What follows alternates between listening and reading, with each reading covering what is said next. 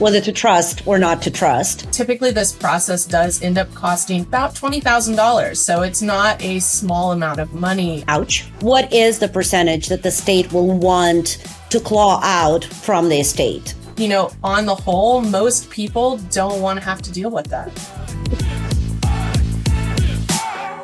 Hi, everybody. Ella Gurfinkel here, Senior Loan Officer with Team Ella at Fairway.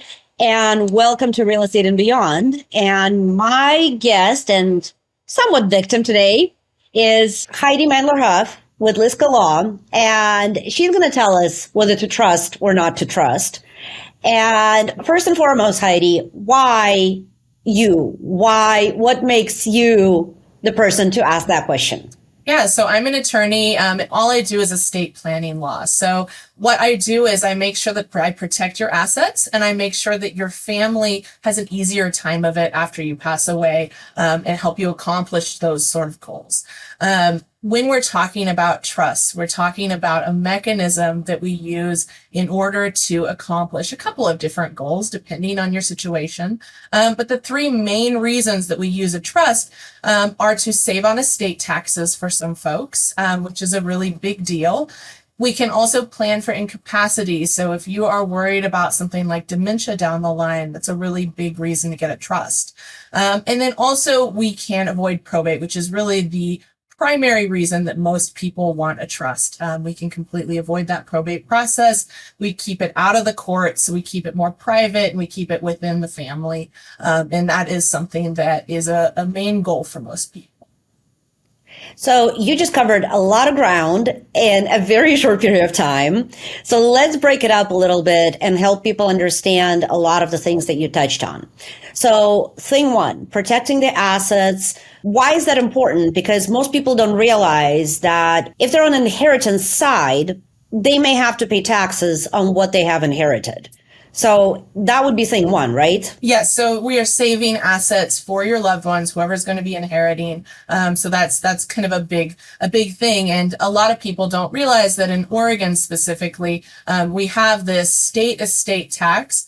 And it actually taxes people who go over $1 million on their estate, which is really easy to do. You own a property and you're pretty much there already. Even if you only have about $200,000 in assets, but you have an employer life insurance policy of $1 million, that counts as well. So a lot of people are at that $1 million or more, even if they don't think they are. And the state can tax that estate after you pass away for often multiple hundreds of thousands of dollars. It takes a big chunk out of that inheritance that your children or your loved ones will be inheriting. So just for an example, I'm not going to hold you to it. Nobody's going to hold you to it. I know as an attorney, you can't provide a lot of the exact stuff until you know what the situation is. But in general, what is the percentage that the state will want to claw out from the estate if it were over $1 million total estate value? Yeah, so it depends. So it goes up to 16% over the $1 million. So it can get pretty hefty. And there's also a lump sum that goes along with it. There's a step-by-step process. So wherever you fall is how far over that $1 million you are. That's the percentage over that you're going to end up getting taxed on. There are some things that we can do if you're single, but there's a lot more that we can do if you're married. So that's a big thing to keep in mind. If you're married, you're going to be able to save a lot more on those estate taxes. But the main takeaway is that if you stand to inherit over $1 million of an estate, we're not talking $1 million in actual liquid assets per se. We're not talking cash, investment accounts. We're talking real estate, non-tangible physical items that actually carry a value that gets included into that total estate value. That's when we're starting to talk about getting to $1 million above. And like you said, if your family owns real estate, it's easily in the hundreds of thousands. And if you're in the Portland metro area, it's easily in the high hundreds of thousands. So it's not that hard to really hit that $1 million mark if, especially, like I said, you reside in the Portland metro where the values have gone so freaking high. So the reality is that thing one is trust is basically a barrier, a protection from being taxed into oblivion by the state. Yes, exactly. And there are many different types of trusts. And this is a conversation that you should be having with your attorney if you are thinking that you might be in that taxable range. But, if you are in that taxable range, there are things that we can do to significantly reduce or to even eliminate entirely that estate tax. And that is actually exactly the reason why we're talking, because I always strive to bring money saving ideas, asset protection ideas, and in general, financial well-being ideas to my clients. So the second thing you touched on when it comes to trust or when it comes to estates is the probate. And again, that seems to be another item that is shrouded in darkness in terms of, I think most people have heard the term probate, but when it really gets down to it, nobody really knows what a probate is. And full disclosure, to be totally honest, until you and I were talking originally, I didn't really know the full extent of the probate, other than having dealt with a few probates on the mortgage side, on the receiving end for my clients. So probate. Talk to me. Not a dirty word necessarily, but talk to me, please, because probates can be interesting, right? They can be. So everybody has to go through a probate in general when they pass away if they don't have other plans in place like a trust. And so the probate process itself is a court process where the court makes sure that there's oversight when all assets are gathered together, any debts are paid off, and then that ultimate distribution is made to whoever your beneficiaries are. The process is not a great one. It's very long. So you're looking at typically a minimum of 6 months for this process to go through. You have to hire an attorney typically for this entire time. So you are paying someone a couple $100 hourly to get you through those 6 months or more, which can go up to a year or more. So that can get really expensive as well. So it's really expensive. It takes a long time. And then, there is that added stress of that court coming in and telling you what needs to happen. You can't go in and get personal items that are significant to you emotionally, for example. Making sure that there's a little bit more control for you and your kids. That is kind of the goal of avoiding probate, avoiding those costs, avoiding that time, and avoiding all of that extra headache. So if I were to rephrase it, the probate basically locks everything down that you stand to inherit potentially, or that your family will stand to inherit from you, locks it down until and unless all potential claims against the property by third parties are satisfied? Yes. So debts, last taxes, things like that all has to get paid and figured out before anything get distributed to your beneficiaries. So whoever's going to inherit from you. And typically this process does end up costing from the attorney's side about $20,000. So it's not a small amount of money. And this is one of the reasons why we try to avoid this. So again, just learned something new about probate. I knew about the costs, again, mostly from talking to you. That's why I love to be around smart people who are a lot smarter than me. But I also learned that the probate effectively, like I said, locks down all the assets, where I guess I didn't know that before. So that's an interesting fact to keep in mind when considering if that's a thing to tackle or not. Now, talking about probate, and probably as a counter argument to the question of why should I need a trust when I have a will? That is another, not really a gray area. That's another probably least understood distinction or least understood legal system issue by the majority of normal people. Right? Right. Absolutely. So a lot of people think that when you have a will, you don't have to go through probate because you've taken care of everything. The will actually is just a method of making the probate process a little bit simpler. But if you have a will, you absolutely still have to go through probate. So it doesn't actually change anything on that front. Now, there are some times when probate might make more sense, and I have recommended that to folks occasionally, where, you might want a will if there's the potential for children fighting, for example, down the line. you might want that court oversight, even though it's going to be a little bit more stressful and take longer and be more expensive. But, on the whole, most people don't want to have to deal with that. I love your story about, and I think it's worth telling, about the siblings fighting over a figurine. Yes. Yes. So there was a case that I was working on where there was no probate process. There was no court oversight. And there was about 4 siblings who ended up arguing over this little China figurine. Nobody had wanted it, but then one person mentioned that they would take it. And there are a lot of overwhelming emotions after someone passes away, of course. And grief comes out in many different ways. And so everybody decides they want this one little figurine. It was a little China shoe. Looked like it came from the dollar store. And there was this huge fight about it. It went on for months and months. And it ended up costing about $40,000 in legal fees. And then all of a sudden, one day, this China shoe disappears and shows back up broken, so that nobody could have it. So there are occasions where it is good to have the court involved. But I would say, on the whole, most people do not have that level of fighting afterwards. $40,000 for a broken little cheap China shoe. Yay. People can do strange things indeed. And I think we see it you nailed it.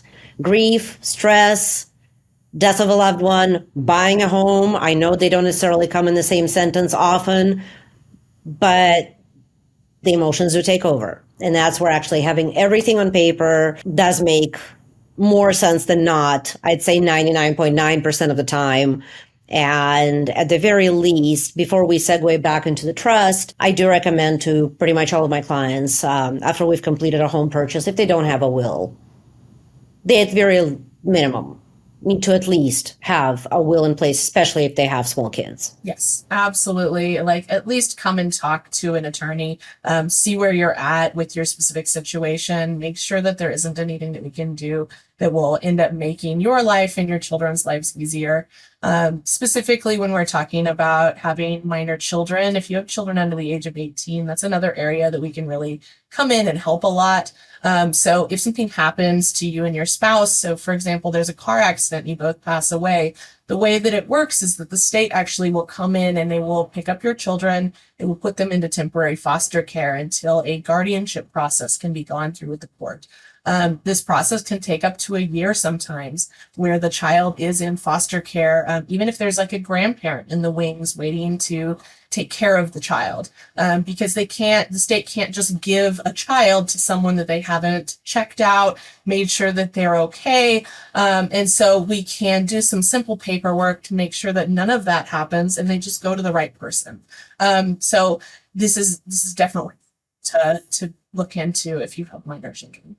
So on that morbid thought, not that we're trying to make this conversation morbid, but unfortunately talking about wills, probates, trusts really is of the morbid category to a point, but it's also of the financial planning and protecting your financial well-being even after you're no longer walking this earth.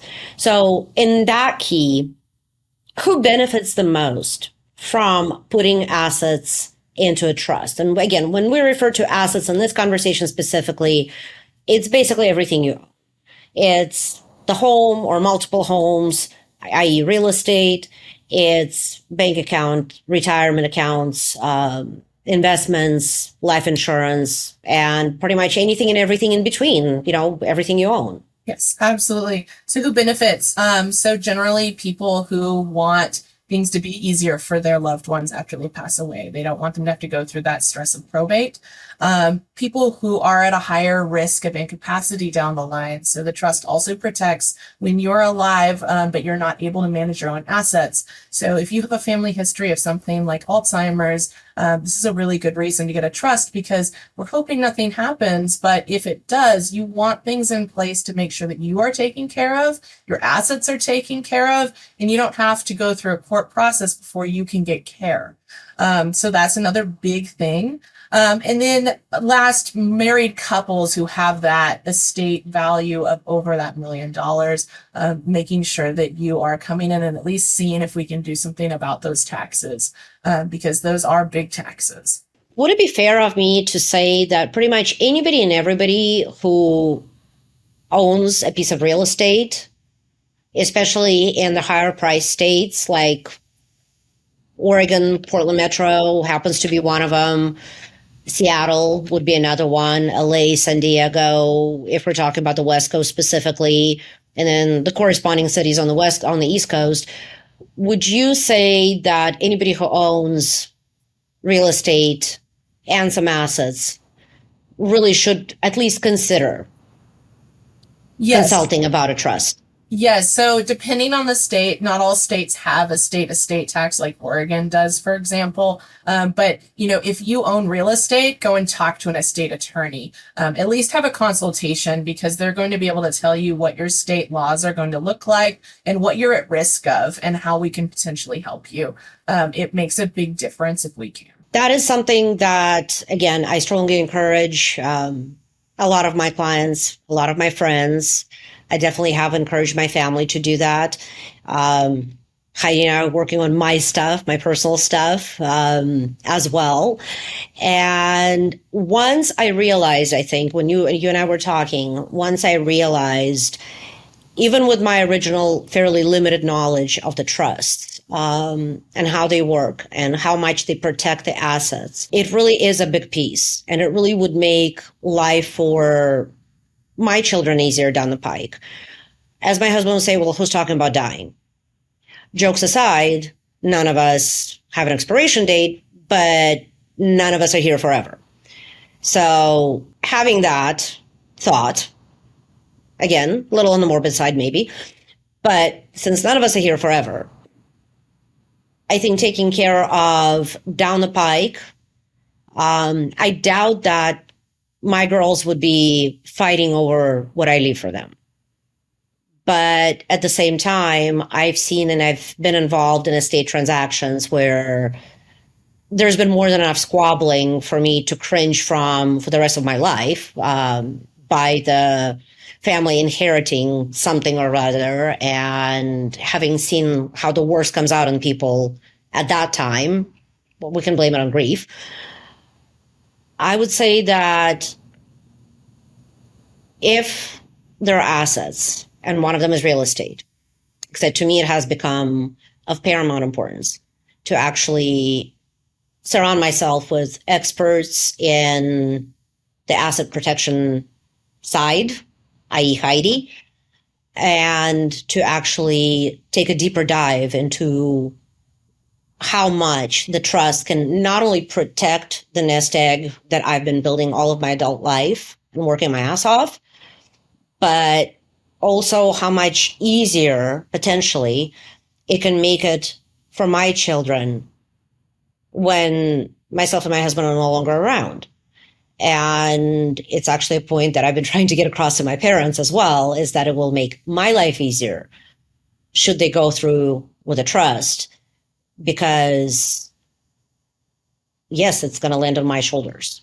And it may sound a little egotistical to a point, but dealing with probate, and if you, again, friends, family, and clients that have had to deal with probates or with being an executor of the will or of the estate, I've seen the stress that has caused them, which makes this subject even more, I guess, near and dear in terms of just wanting to wrap my hands around those I love and just protect them with all I got. Yes, absolutely. And I like to think about it like hiring a CPA, right? So if you are just getting your start in life, you don't have a lot of assets, but you can maybe file your own taxes, right? But you start getting more houses, you own a business, all these extra complications come along. Makes sense to hire a CPA so that you do it right. And so I think of it a lot in the same way. It's just kind of getting your estate done, just like getting your taxes done. And then once it's done, you don't have to worry about it, which is the nice thing. Exactly. You can just go back and update it every few years. Every few years, not even every year. And it's one of those set and forget it things. And I didn't mean to get, like I said, morbid or profound, but none of us are getting younger regardless, no matter how young we are at the moment. So the more you have, I guess, the more you own, the more you want to protect it. And that's really, I think, the bottom line. And the more you want to protect it for your family too. Because again, real estate is at the foundation, ownership in real estate is at the foundation of this country's wealth. And with the majority of people, we're not talking the 1%, we're not talking the 10%, we're talking the majority of normal everyday people.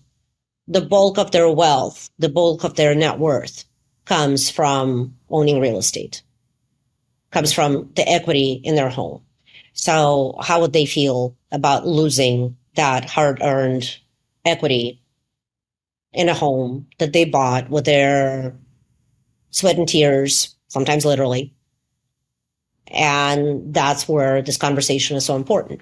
How does, without diving into the mechanics of the trust, because that would be like a whole other conversation and a much longer one, how does the trust protect one's family and one's assets? Let's talk about that, please. Yeah, so that is a bit more complicated topic, and I will try to give you kind of the 1,000-foot overview. But essentially, everyone has an exemption on taxes, and so everybody has a $1 million exemption, right? And so when you have a married couple, for example, you each have that $1 million exemption. But if you have $2 million in assets, you might think, oh, well, we get $2 million together that we don't have to pay taxes on. But the way that it works is that spouse one passes away, their $1 million exemption is used, and then all of that money is inherited by spouse two. Spouse two then passes away with all of those assets, but they only have the $1 million exemption. And so what we can do with a trust is essentially bring back that second $1 million exemption. We can exempt you from up to an extra $1 million when we're looking at your estate. And so that's kind of the broad overview of how that works when we're bringing in a trust that's going to be helping with the estate taxes specifically. Awesome. Let's actually, since we're talking about Oregon mostly, let's talk about something that also has come up not too often, a few times, but I feel like it's going to come up more with the population, generally population aging, and that's the Oregon death deed. It's an interesting thing that I don't believe a lot of states have anything of a kind. Of course, Oregon likes to be different, and maybe not in a bad way this time, but death deed, yay, nay, recommend, thumbs down. It really depends on your specific situation, just like most of this. Estate planning is very specific to an individual. But the death deed that we're talking about, the transfer on death deed, it is a deed that you can do during your lifetime. You keep the property, and then when you pass away, that property then transfers through that deed to whoever you've left it to. So it is a way of bypassing probate for your property. That said, it depends again. So sometimes it causes more taxes. Sometimes it can cause some problems. And sometimes it works really well. So again, that's a conversation you're going to want to have with your attorney. But there are sometimes ways around probate that don't involve a trust that are a little bit more simple. Cool. Because again, I've seen a few death deeds come across my desk by now. And from the mortgage standpoint, it's not that they cause waves, but they can, because all it shows up as on the public record a lot of times is as an additional deed. Like I said, many a time we've had to go back and actually, I guess, verify that it is in fact nothing but a death deed, which will not actually kick into full authority, so to speak, until the original owner of the home actually passes away. But that's way to be different. And like Heidi said, there is a place for it and a time, but there is no one size fits all when it comes to estate planning, just like mortgages are not one size fits all either. So there. Now, something else too that you and I talk about a lot, Heidi, is besides the trusts and besides the asset protection, how else can people protect what they own, especially when they have rental properties? Because that's a whole other, probably also least understood piece in terms of building out the finances, growing your real estate empire, and then potentially losing it all to something like a slip and fall, for example. Yeah, so this is something that I talk with a lot of my clients about because a lot of my clients do have rental properties and they just own them as individuals, which is fine, but it does add some risk to the situation. So if you own a rental property and you are renting it out to a person who don't know very well, they're just your renter, and things can happen on properties. There can be a slip and fall. They can have a party and their guests could fall off the porch and break both their legs. These things happen and they happen suddenly. If something like that were to happen, they could always sue you as the person owning the property. When they sue, what happens is that they have access, if they win the lawsuit, to all of your assets. They can go after your personal residence. They can go after any of your retirement, anything that you have. But if we put an LLC in place, it restricts what they're able to go after. So say they win a lawsuit, but we have a LLC around that rental property, they can only touch the value of that rental property. They can't touch your personal residence. They can't touch your savings account. So it limits what they're able to access if there is a lawsuit that they win. What about umbrella insurance? I mean, I can hear some of my clients just come back at me and say, well, I have umbrella insurance. That should take care of it. So that depends. Again, it's going to depend on the injury. It's going to depend on, how things are set up. This is a good conversation to have with a business law attorney for sure. So how easy or not is it to set up an LLC, and how much of a protection would it offer somebody who does own multiple properties, for example? And then there is a follow-up question to that, but let's talk about this first. Yeah, so it's pretty easy. It's really easy. A lot of my clients actually set up their own LLCs. I just advise them to do it, and then they do it on their own. They don't even have to pay me to do it. So very simple. Anyone can do it. And as far as how much protection there is, it's going to depend on how you set it up and what properties you have. So for example, if you have one LLC and you have 3 rental properties that are all owned by that LLC, well, then if someone sues on something that happens on one of those properties, they can touch all of the properties that are in that LLC. But if you have a specific LLC for every single rental property, it's going to make it a little bit more safe because they can only touch what's in that protective bubble. But it really depends. There's more administrative work that goes along with having multiple LLCs. That's one of those things where you're going to have to weigh what risk you want to take. I mean, there's additional accounting, tax, et cetera, fees involved as well. Again, me being of the opinion that I basically treat that as additional insurance, but I also understand that not everybody can or is in a position to.